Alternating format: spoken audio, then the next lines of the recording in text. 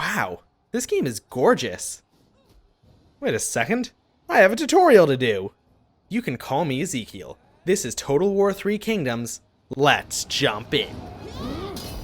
China, China, China, China, China, China, China, China, China, China. China is divided into commanderies. Each one is made of a capital city and one or more minor settlements. Each settlement contains buildings. These buildings do everything from providing income to increasing the size of the garrison to producing food. You can spend money to increase the size of a city, which lets it hold more buildings and give more bonuses in general. However, large cities consume more food. Check your food supplies before upgrading. No one wants to upgrade themselves into a famine. You get bonuses that affect your whole empire through reforms. Every 5 turns, you get to pass a new reform. That's it. As long as you meet the requirements, you can pick any reform you want. You aren't alone in the world. Other factions can be found all throughout China. You can make deals with them in the diplomacy screen. The game will tell you what it takes to make the AI accept a deal. Sometimes it can be as little as a wooden statue. Total War 3 Kingdoms features a design philosophy called Wu Jing. It has something to do with an ancient Chinese theory of elements. In-game, it manifests as a sort of rule of 5s. Wu Jing features 5 elements, so to match it, there are 5 attributes, 5 unit types, 5 building categories, and 5 of just about everything else. Except for, kingdoms. You use characters to perform many tasks. These include administering commanderies, filling positions at court, spying on the enemy, and performing assignments in your commanderies. A character's attributes and traits determine how well they perform these tasks. Each character has a class. Naturally, there are 5 of them. The classes are Champions, who are good at hunting other characters, Sentinels, who are good at tanking damage, Vanguards, who are good at killing enemy units, Strategists, who massively buff ranged units, and Commanders, who provide general buffs. Since the classes fall into the rule of 5 shtick, each one is associated with an attribute and synergizes with a unit type. Each character has 5 item slots. Each item fits into a different slot and gives different bonuses. Characters aren't just tools, they're people with friends and enemies. Certain traits will make characters get along with or hate each other. The game will tell you who gets along with who. As long as hostile characters aren't working with each other, you'll be fine. The most common time characters will be working together is when leading armies. Let's talk about that. Let's get down to business.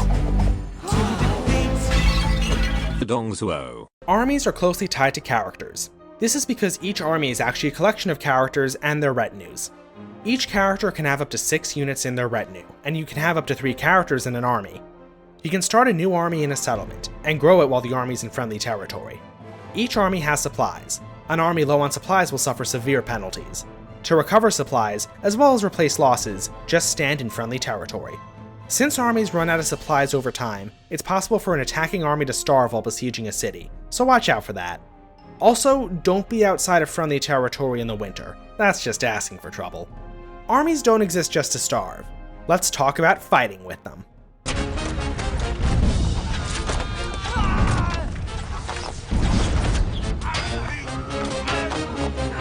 Enough of this logistics faff. When 2 armies meet, or when an army attacks a city, a battle will begin.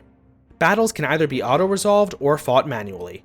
From what I can tell, the auto-resolve seems to tell the truth. If the game says you'll get a Pyrrhic victory, auto-resolve will give you a Pyrrhic victory. But we aren't here just to map paint, let's fight. Actually, wait. We need to talk about modes first. There are 2 modes in Total War 3 Kingdoms, Romance and Record. In Romance mode, your generals are less like generals and more like superheroes, able to single-handedly take down whole units.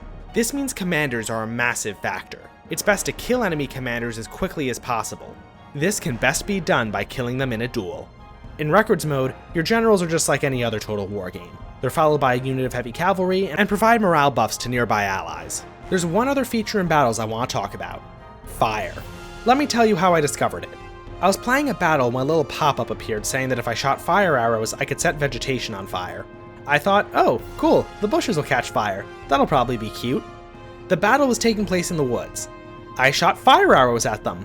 Very soon the woods were in a deadly inferno from hell. What's the lesson?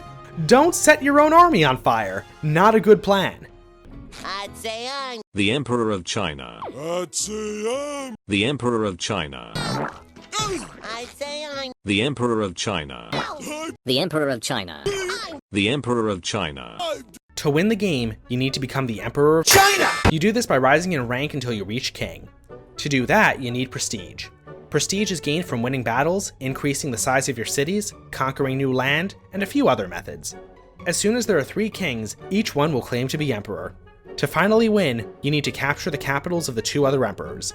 If you aren't one of the first 3 kings, you still have a chance. If you take an existing king's capital, you become a new emperor, and can then win by defeating the other 2. Now that you're the last emperor standing, you've won Total War 3. What's that? I need to take 95 settlements? 95? Whose idea was that? Who even has the time to— That was Total War 3 Kingdoms. Feel free to ask any questions you have in the comments. I'll get back to you pretty quick. More Total War 3 Kingdoms content to come. See ya then. Let the foreign devils be driven from Peking.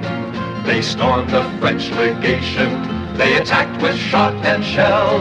And they came in blood-red blouses, screaming "Shashow" as they fell. Heyo, it's your boy Ezekiel here to read the script